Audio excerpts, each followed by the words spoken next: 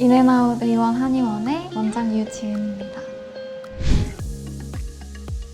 증류한약은 일반 한약에서 증류를 한 한약인데요. 2단계를 거쳐서 제조가 되고요. 사실 효과 부분에 있어서는 크게 두 가지가 다르지는 않는데 2단계를 거친다는 점에서 만드는 데 까다로움이 있기도 하고요. 증류한약은 맑은 물처럼 되어 있어서 주로 한약에 대해서 거부감이 있는 성인들 혹은 어린 아이들한테 복용하기에 좋은 형태로 나오는 한약입니다.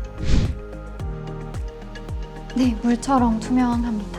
특히 어린 아이들 같은 경우에는 냄새도 그렇고 색도 한약색이 좀 탁하다 보니까 그런 거에 거부감이 있을 수 있어서 아이들한테 주로 처방이 되는 한약인데요.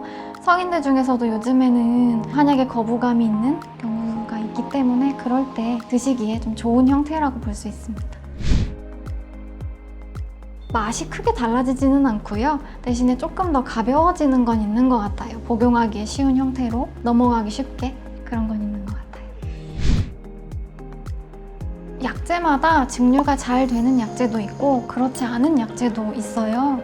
그래서 그런 거는 한의사의 진단 하에 이거는 증류 한약으로 해도 괜찮겠다 라고 하면 그때 저희는 증류를 하고 있습니다.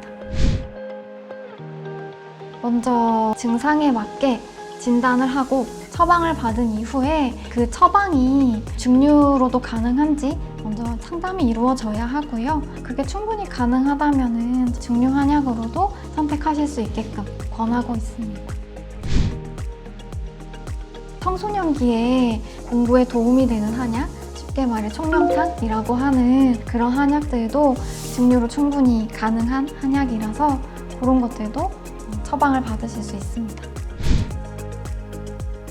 증류 한약은 일단 일반 한약 상태로 달인 다음에 그걸 증류하게 되는데요. 그렇게 했을 때 사실 성분에 따라서 증류가 잘 되는 성분도 있고 그렇지 않은 성분도 있어요.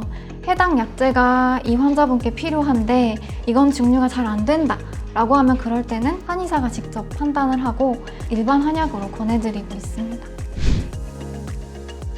다이어트 한약도 사실은 각 환자분의 체질에 맞게 처방이 돼야 하기 때문에 상담을 통해서 이루어지는데요.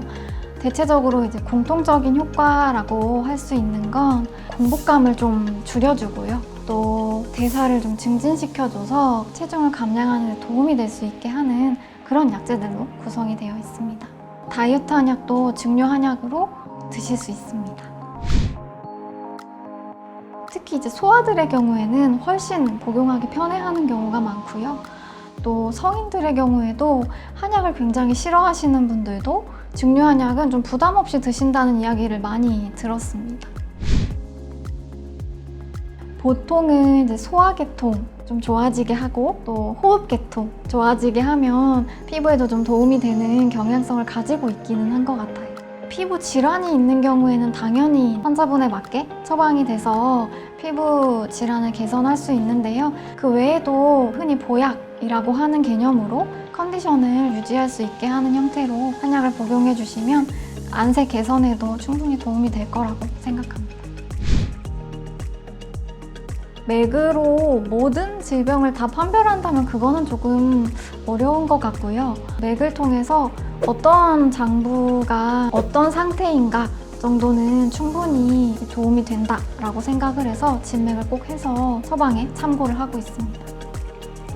증류 한약은 제가 말씀드렸던 것처럼 한약에 거부감이 있는 분들도 좀 편하게 복용을 하실 수 있기 때문에 혹시나 거부감 때문에 망설이고 계신 분들이 있다면 증류 한약으로 복용을 해보시는 것도 좋을 것 같고요. 증류 한약도 엄연히 한약이기 때문에 진단을 받고 자신에게 맞는 약을 복용하시기를 권해드립니다.